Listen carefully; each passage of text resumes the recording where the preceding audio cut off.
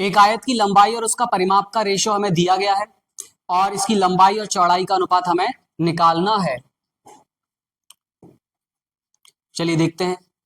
तो परिमाप होता है 2 ब्रैकेट में लेंथ प्लस ब्रेथ और लंबाई है l। लंबाई की वैल्यू है 5 और परिमाप है 2 ब्रैकेट में l प्लस बी। 2 से हम कैंसिल कर देंगे तो 9 आ जाएगा। l प्लस बी आ गया 9, जिसमें l की वैल्यू 5 है तो b की वैल्यू हो जाएगी 4, क्योंकि प्लस करने पर 9 आना चाहिए। इस तरह से लेंथ और ब्रेथ हो जाएगा 5:9, 5:4। यही पूछा गया था, ऑप्शन नंबर सी में आंसर रहा। उतार लीजिए आराम से। नेक्स्ट क्वेश्चन पर बढ़ेंगे।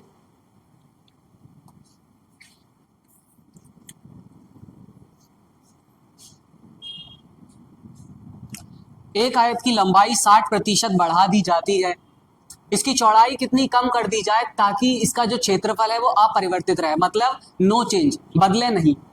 तो चलिए देखते हैं।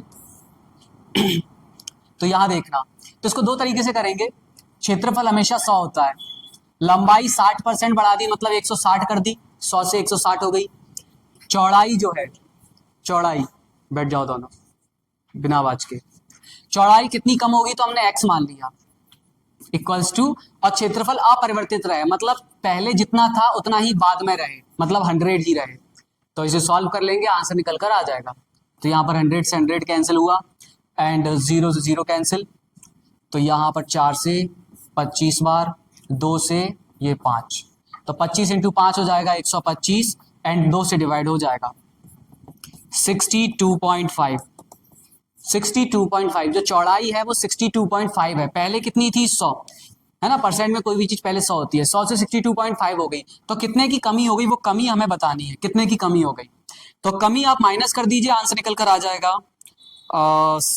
ओके 37.5। ये आ गया आंसर 37.5, ऑप्शन नंबर ए। एक और मेथड बताएंगे जो इससे भी सरल होगा, तो चलिए देखते हैं।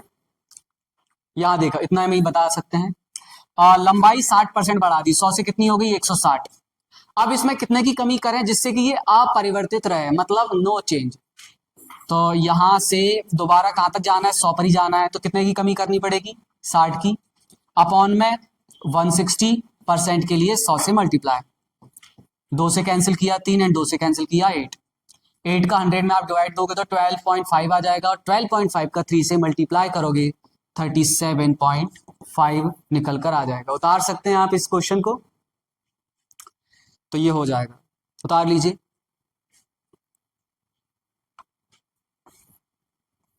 अगला क्वेश्चन हम समझ सकते हैं। अगला क्वेश्चन है हमारा, एक आयत की लंबाई और चौड़ाई दुगनी कर दी जाए तो क्षेत्रफल कितना हो जाएगा? ओके, लंबाई या फिर चौड़ाई को दुगना कर दिया, 1 से 2 कर दिया। लंबाई को क्या कर दिया? दुगना। लंबाई हमेशा पावर 1 में होती है और क्षेत्रफल निकालना है जो कि पावर 2 में होता है। पावर 1 से पावर 2 में जाने के लिए स्क्वायर करना पड़ता है। तो आप देख सकते हैं जो क्षेत्रफल का रेशियो निकल कर आ चुका है। जो क्षेत्रफल पहले 1 था वो अब कितना हो चुका है? 4। उन्होंने कहा क्षेत्रफल में परिवर्तन बता दो, क्षेत्रफल में कितने % की वृद्धि।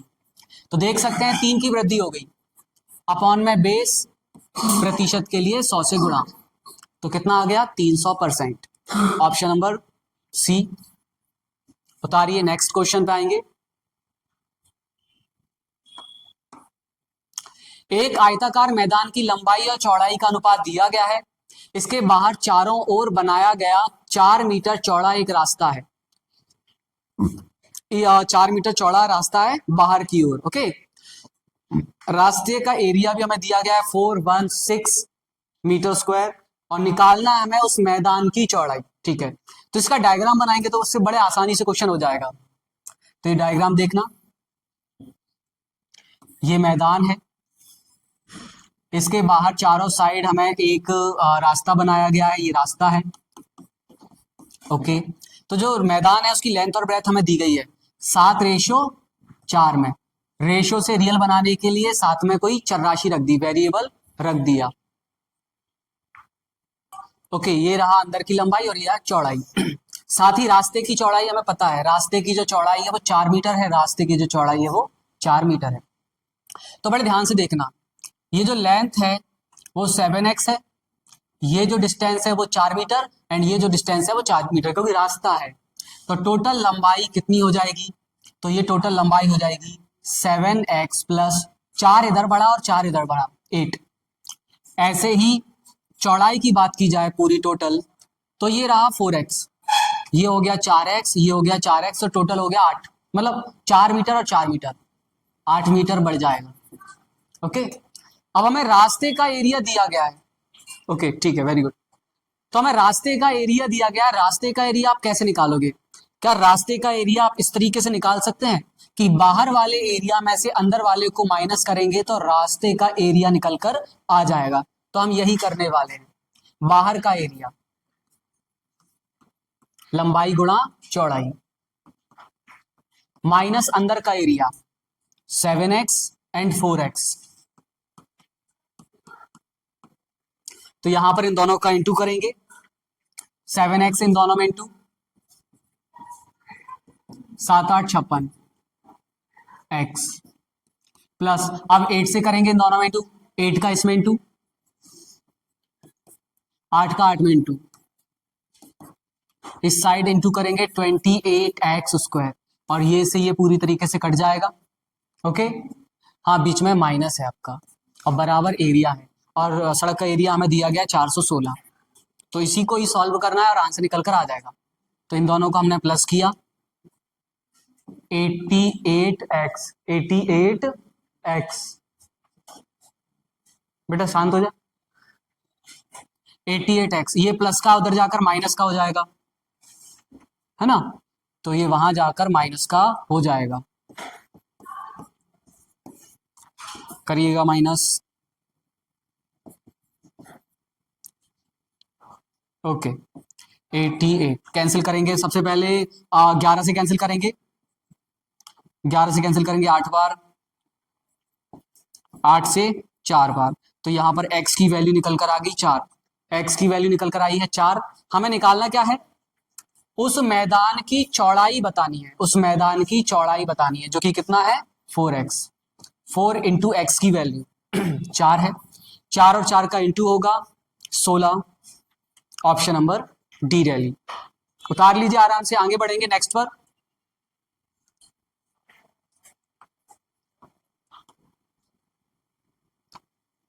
Question number 22। ओके, 4 मीटर और 3 मीटर ऊंचाई वाले आयतों के विकर्ण की लंबाई क्या होगी? एक आयत है, इसकी लेंथ हमें 4 दी गई है और ब्रेथ हमें 3 दिया गया है। इसका हमें विकर्ण बताना है, तो हमें पता है 3 4 का विकर्ण होता है 5, सी ऑप्शन। नेक्स्ट क्वेश्चन पर बढ़ेंगे। एक आयताकार मैदान है जिसका लंबाई और चौड़ाई का अनुपात हमें दिया गया है। कोई व्यक्ति 12 किलोमीटर प्रति घंटे की गति से पार्क की बाउंड्री के चारों ओर साइकिल चलाकर 8 मिनट में एक चक्कर पूरा करता है। आयत के आकार का पार्क है, इसका एक चक्कर मारता है, यहां से ये चला, ये चला, ये चला और ये चला, तो उसने कितना चला होगा? तो परिमाप के बराबर, क्योंकि इसे परिमाप ही बोलते हैं, तो चला जो है जितना उसे परिमाप जितना चला है। ओके, तो बस ध्यान रखना यही क्वेश्चन का लॉजिक है कि परिमाप चला है, जो कि होता है 2 ब्रैकेट में l प्लस बी। कितना चला है? 2 ब्रैकेट में l प्लस बी। ओके, तो हम रियल में निकालेंगे कि वो है कितना, उसकी स्पीड कितनी है चलने की? स्पीड है 12 किलोमीटर पर घंटा। इसे मीटर पर सेकंड में कन्वर्ट करेंगे, 5/18 मीटर पर सेकंड। 6 से कैंसिल किया 2 बार, 6 से कैंसिल किया 3 बार, तो 10/3 मीटर पर सेकंड ये आ गया। इसका मतलब है कि वो 3 सेकंड में 10 मीटर चलता है। ओके, लेकिन उसे पूरा चक्कर चलने में कितना टाइम लगा रियल में? 8 मिनट। तो 8 मिनट का निकालेंगे, 3 सेकंड में चलता है 10 मीटर, तो 8 मिनट में कितना चलेगा? इस डिस्टेंस को निकालेंगे। मिनट को सेकंड में करना पड़ेगा, कोई सेम यूनिट होनी चाहिए। मिनट को सेकंड में करने के लिए 60 का मल्टीप्लाई, चलो अब करते हैं सॉल्व। 3 से कैंसिल किया 20, 20 गुणा 8 किया 160, 160 का 10 में मल्टीप्लाई करेंगे 1600 मीटर। तो वो 8 मिनट में कितना चला होगा? 1600 मीटर चला होगा। 1600 मीटर चला होगा। पूछने की जरूरत नहीं है बेटा, आप जाओ आराम से। 1600 मीटर चला होगा 8 मिनट में।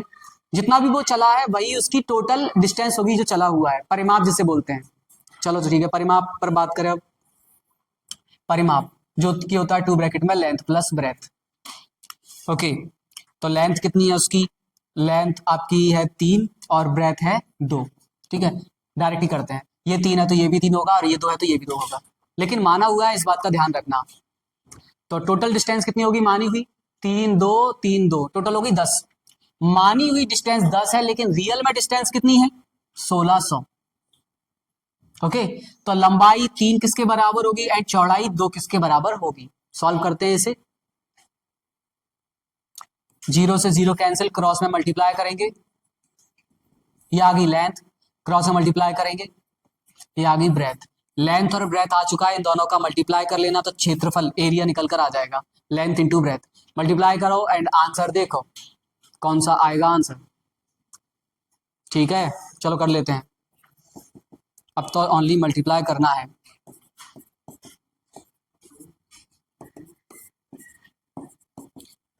पंद्रह 3600, ऑप्शन नंबर बी बॉम्बे। आराम से उतारिए, आगे बढ़ेंगे नेक्स्ट क्वेश्चन पर।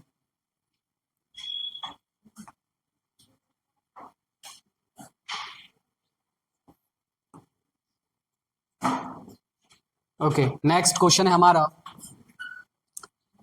एक त्रिभुज जिसकी भुजाओं का अनुपात हमें दिया गया है, उसका परिमाप हमें दिया गया है, छोटी भुजा कितनी लंबी होगी वो हमें बताना है। हमें पता है कि भुजाओं का योगफल को ही परिमाप बोलते हैं, भुजाओं के योगफल को ही परिमाप बोलते हैं।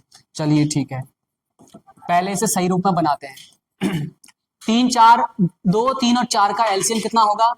वो होगा 12। तो 12 से मल्टीप्लाई कर दो ऊपर, या रेशो में आप किसी भी नंबर से मल्टीप्लाई कर सकते हैं। तो 2 से कैंसिल किया 6, 3 से 4 और यहां कैंसिल किया 3। तो मानी हुई लंबाई आ गई इनकी, ये तीनों लंबाइयां निकल कर आ गई है, माना हुआ 6 4 और 3। परिमाप होता है सम ऑफ ऑल साइड्स, तो तीनों को प्लस कर देंगे तो 13 आ गया, माना हुआ। रियल में कितना है पेरीमीटर? परिमाप कितना है? 52 सेंटीमीटर। तो सबसे छोटी भुजा कितनी है वो निकालना है। सबसे छोटी भुजा 3 किसके बराबर होगा? कैंसिल किया 4 बार, क्रॉस में मल्टीप्लाई किया 12 सेंटीमीटर। ओके, तो काफी सिंपल है चीज। ओके, आगे बढ़ते हैं नेक्स्ट पर। बेटा कनेक्ट कर लिया था ना? कनेक्ट कर लिया था ना? पता चला अपने साथ मजाक नहीं हो जाए। देखो तुम अपने हिसाब से देख लो, रोक दें क्या? किसी त्रिभुज का क्षेत्रफल हमें दिया गया है, उसका आधार और ऊंचाई का अनुपात भी दिया गया है, और हमें त्रिभुज की ऊंचाई निकालना है। त्रिभुज का क्षेत्रफल होता है 1/2 गुणा आधार गुणा ऊंचाई।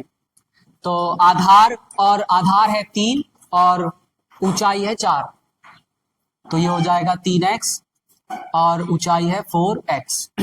ठीक है, तो उसका एरिया लगा दो 1/2 इंटू आधार इंटू ऊंचाई बराबर क्षेत्रफल। 2 से कैंसिल कर देंगे 6 आ जाएगा, 2 गुणा 3 कितना हो जाएगा? 6। 6 से हम इसे कैंसिल कर देंगे,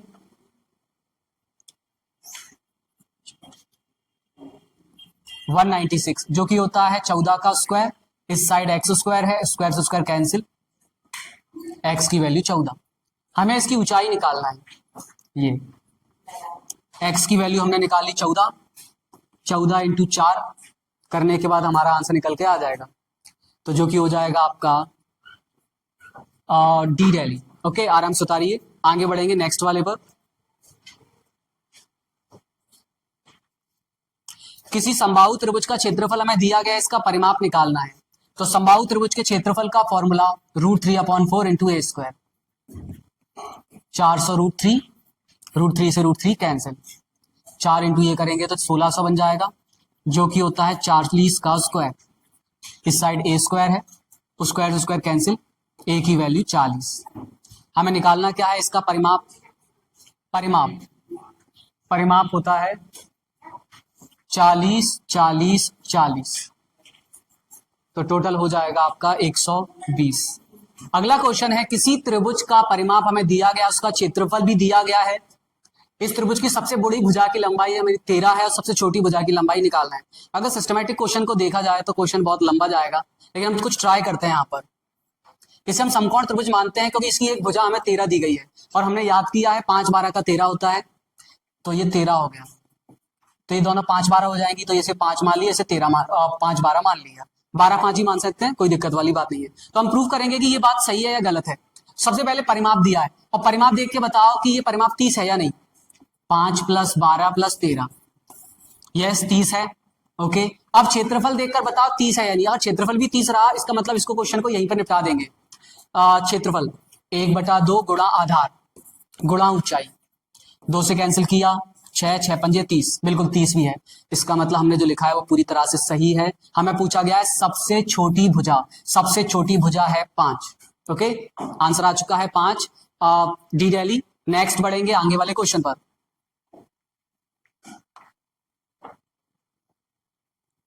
अगला क्वेश्चन है 28। किसी त्रिभुज का क्षेत्रफल हमें दिया गया, उसकी भुजाओं का अनुपात भी दिया गया, उस त्रिभुज का परिमाप हमें निकालना है।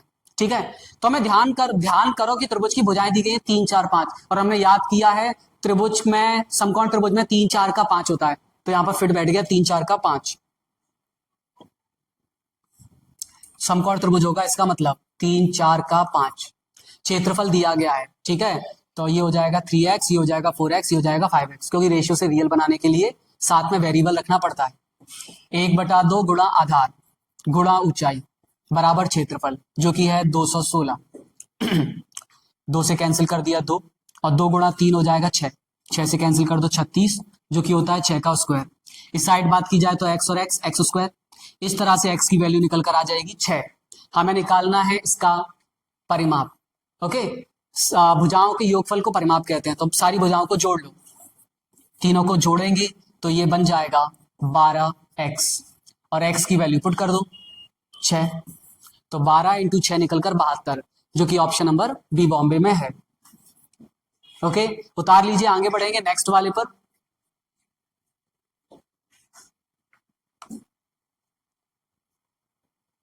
अगला क्वेश्चन हमारा 29 है। किसी समबाहु त्रिभुज की ऊंचाई हमें दी गई है और इसके परिवृत्त का क्षेत्र, परिवृत्त और अंतःवृत्त के क्षेत्रफलों का अनुपात पूछा गया है। तो क्वेश्चन काफी सिंपल है, इसे बिना करे ही हम कर सकते हैं, क्वेश्चन की ऊंचाई को लिखे बिना ही। ठीक है, तो सब ध्यान से समझना। यहां पर हम अंतःवृत्त और बाह्यवृत्त के बारे में भी समझ सकते हैं। किसी त्रिभुज में अंदर वाले वृत्त को अंतःवृत्त कहते हैं और उसी त्रिभुज में उसके बाहर बने वृत्त को बाह्यवृत्त कहते हैं। अंतःवृत्त जो रहता है वो ऊंचाई का 1/3 होता है, ऊंचाई का 1/3 होता है। ऊंचाई का 1/3 करोगे तो अंतःवृत्त की त्रिज्या निकल कर आ जाएगी। ऐसे ही ऊंचाई का आप 2/3 करोगे, ऊंचाई का आप 2/3 करोगे तो आपको बाह्यवृत्त की त्रिज्या निकल कर आ जाएगी। ऊंचाई का 2/3 करोगे तो बाह्यवृत्त की त्रिज्या निकल कर आ जाएगी। इसका मतलब है ये आ चुका है त्रिज्याओं का अनुपात। ये क्या आ चुका है? अंतःवृत्त की त्रिज्या और बाह्यवृत्त की त्रिज्या आ चुकी है। चलो इनको आपस में कैंसिल रेशियो में बना लो, तो h से h कैंसिल हो जाएगा, 3 से 3 कैंसिल हो जाएगा। अंतःवृत्त की त्रिज्या आ गई 1 और बाह्यवृत्त की त्रिज्या आ गई 2। यहां तक क्लियर समझ में? अब इसके आगे बढ़ते हैं। हमें पता है कि त्रिज्या हमेशा पावर 1 में होती है, पावर 1 में, सेंटीमीटर की पावर 1। हमें एरिया निकालना है, एरिया होता है पावर 2, सेंटीमीटर की पावर 2। तो यहां पर पावर 2 कर दो, 1 का स्क्वायर एंड 2 का स्क्वायर। एरिया का रेशियो निकलकर आ जाएगा 1/4। ओके, जो कि ऑप्शन नंबर में दिया गया है। 4:1 नहीं है, 1/4। ये आ जाएगा 4:1, क्योंकि पहले परिवृत्त दिया गया और बाद में अंतःवृत्त है, इसलिए 4 पहले और 1 बाद में। उतार लीजिए आराम से, आगे बढ़ेंगे नेक्स्ट वाले पर।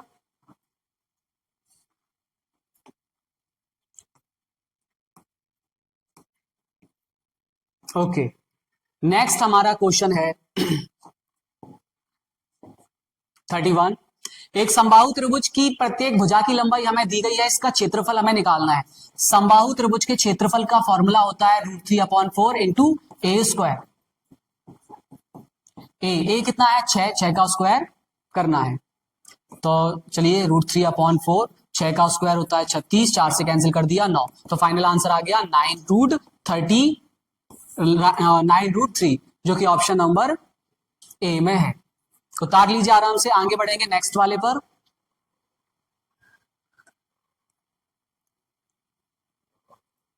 अगला क्वेश्चन हम देख सकते हैं यहां पर, एक समकोण त्रिभुज की भुजाओं की माप लगातार आने वाले पूर्णांक है, लगातार आने वाले पूर्णांक है। लगातार समकोण त्रिभुज है तो इसमें अपन ट्रिपलेट का यूज करते हैं जो लगातार होना चाहिए। तो लगातार कौन सा है?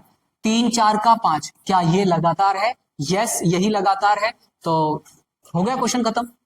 3 4 का 5 यही हो गया। तो इसका क्या निकालना है? एरिया। एरिया होता है 1/2 गुणा आधार गुणा ऊंचाई। कितना आ गया? 4 3 12 और 2 से डिवाइड देंगे 6, ऑप्शन नंबर। और भी बहुत सारे होते हैं, 5 12 का 13, 5 12 का 13। देख सकते हैं ये लगातार नहीं है क्योंकि यहां से यहां तक आने के लिए आपको 7 बढ़ाना पड़ रहा है, यहां से यहां तक आने के लिए 1 बढ़ाना पड़ रहा है। लगातार होने के लिए डिफरेंस सेम होने चाहिए, उसी को ही लगातार बोलते हैं। उतार लीजिए, आगे बढ़ेंगे अगले वाले पर।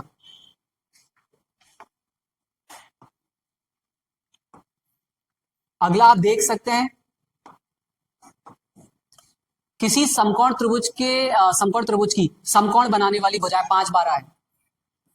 5 12 हमें पता है 5 12 का 13 होता है। ओके, इसका एरिया हमें दिया गया तो एरिया का फॉर्मूला लगा दो। 1/2 गुणा आधार गुणा ऊंचाई बराबर 270। 2 से कैंसिल कर दिया 6, 6 इंटू 5 कितना होता है? 30, x into x x square. 0 से 0 कैंसिल, 3 से कैंसिल कर देंगे 9। 9 होता है 3 का स्क्वायर, स्क्वायर से स्क्वायर कैंसिल, x की वैल्यू 3। अब देखो यहां पर क्या निकालना है हमें?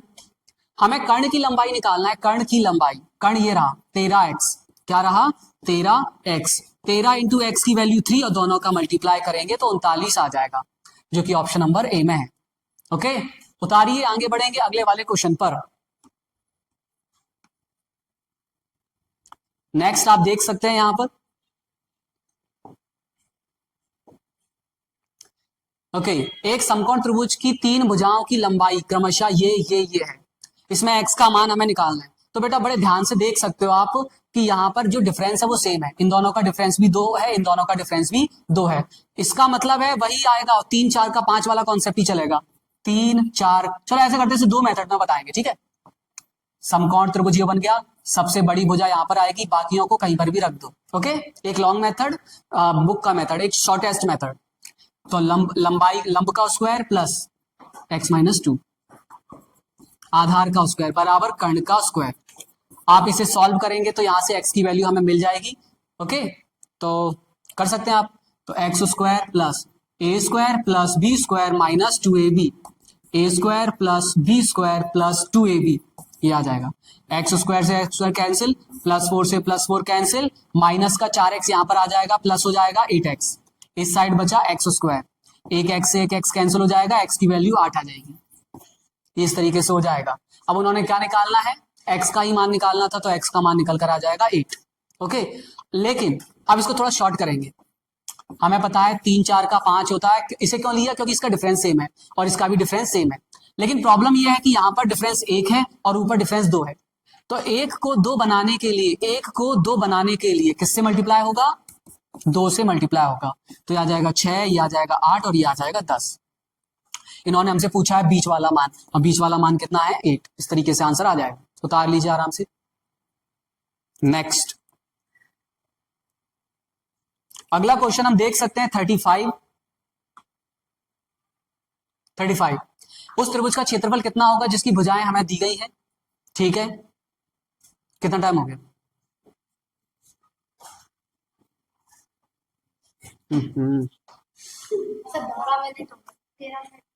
चलो ऐसे करते हैं,